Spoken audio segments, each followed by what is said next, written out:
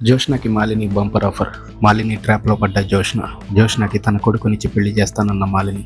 ఇంతకీ మాలిని కొడుకు ఎవరో తెలుసా? సూరజ్. మాలిని ఇంటికి వెళ్లి వార్నింగ్ ఇస్తాడు శివన్నారాయణ. ఆమె ఇచ్చిన చెక్ ని మొహాన కొట్టి వస్తాడు. ఇక కాబోయే ఎపిసోడ్ లో ఏమైందంటే, శివన్నారాయణ అన్న మాటల్ని తలుచుకుని రగిలిపోతుంటారు మాలిని, దక్షిణమూర్తులు. కాంచన ఇంటికి నువ్వు ఎందుకు వెళ్ళావు, ఆ చెక్ ఎందుకు ఇచ్చావు అని మాలినిని అడుగుతాడు శివన్నారాయణ.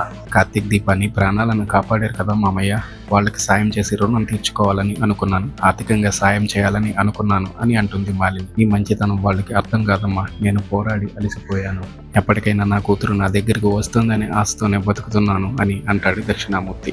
మరోవైపు ఆఫీసులో జోష్న ముందు కూర్చొని వీటేస్తుంటాడు సూరజ్. రే, నువ్వు ఆఫీస్కి వచ్చింది పని చేయడానికా లేదంటే నాకు లైన్ వేయడానికా అంటూ మండిపడుతుంది జోష్న. ఇక వీళ్ళ మధ్య ఎలుక పిల్లి గొడవ అలా సాగుతూనే ఉంటుంది. ఏదైనా కావాలనుకుంటే నేను దాని దగ్గరికి వెళ్ళను, అదే నా దగ్గరికి వచ్చేలా చేస్తాను అంటాడు సూరజ్. ఎందుకురా నీకు అంత బిల్డప్, నువ్వు అనుకోగానే అయిపోతుందని అనుకుంటున్నావా అంటూ సూరజ్ని తిడుతూ ఉంటుంది జోష్న. ఇంతలో దీప వచ్చి ఆ తిట్లను వింటూ ఉంటుంది. ఏంటండి జోష్న గారు అని అమాయకంగా మాట్లాడతాడు సూరజ్. ఉన్నట్టుండి మాట మార్చావు ఏంట్రా అని దీప చూస్తుంది జో. దాంతో ఆమెకు సీన్ అర్థమైపోతుంది. దీప నవ్వుతూ వెళ్ళిపోతుండగా ఎందుకు నవ్వుతున్నావు అని అంటుంది జోష్న. ఏమన్నావు అని కావాలని అడుగుతుంది దీప. ఎందుకు నవ్వుతున్నారు మేడం అని అంటుంది జో. నువ్వు వచ్చింది నవ్వుతున్నా, నీకేమైనా ప్రాబ్లమా అని దీప అనడంతో నాకు టైం వస్తుంది, అప్పుడు మీరంతా ఏడుస్తారు అని అంటుంది జో.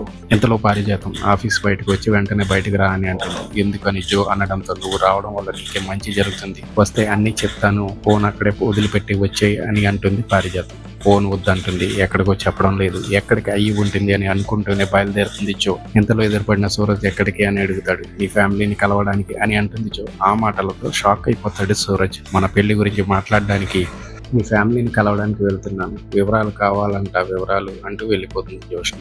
ఇక పారిజాతం జోష్నకి నేరుగా మాలిని ఇంటికి తీసుకెళ్తుంది. ఈ ఇల్లు ఎవరిది అని జో అంటుంది. మనదే అంటూ ఎంట్రీ ఇస్తుంది మాలిని. నువ్వు పుట్టిన తర్వాత మొట్టమొదటిసారి నీ మేనత్త ఇంటికి వచ్చావు అని అంటుంది మాలిని. ఎవరు మేనత్త, ఎవరికి మేనత్త, అది నీ ఇల్లు అని తెలిస్తే వాకిట్లోకి అడుగు పెట్టేదాన్ని కాదు అని అంటుంది జో. పర్లేదు, అత్తకి తగ్గ కోడలవే అని అంటుంది మాలిని. ఏంటికి రాని ఇది, తాతకి తెలిస్తే ఏమవుతుందో తెలుసా అని అంటుంది జో. పారిజాతం చెప్పదు కదా అని అంటుంది మాలిని. ఏంటి పేరు పెట్టి పిలుస్తున్నావు, నీకంటే పెద్దదాన్ని గౌరవించడం తెలియదా అని అంటుంది జో. ఏం పొగరు ఉందే నీలో, మాలిని కోడాలంటే ఆ మాత్రం ఉండాలిలే అని అంటుంది మాలిని. నా వాళ్ళని నా ముందు తక్కువ చేసి మాట్లాడితే ఊరుకోను అని అంటుంది జో. ఇది ఇప్పుడు అలాగా ఉంటుందా అని మాలిని అంటే, మీలాంటి పెద్దవాళ్ళ దగ్గరికి వచ్చినప్పుడే ఇలా పద్ధతిగా మాట్లాడుతుంది అని అంటుంది పారిజాతం. గౌరవం అనేది విలువైనది, అది ఎవరికి ఇవ్వాలో తెలియాలి, నేను అదే చేస్తున్నా, నేను నీతో మాట్లాడాలి అని అంటుంది మాలిని. నాకు అవసరం లేదు, ఇలాంటిది ఏదో చేస్తావని మా తాత ఎప్పుడో చెప్పాడు అని అంటుంది జో. నువ్వు పరాయిదాను కాదే, నా మేనకోడలు, నాకే కొడుకు ఉంటే నీకు ఇచ్చి పెళ్లి చేసేదాన్ని అని అంటుంది మాలిని.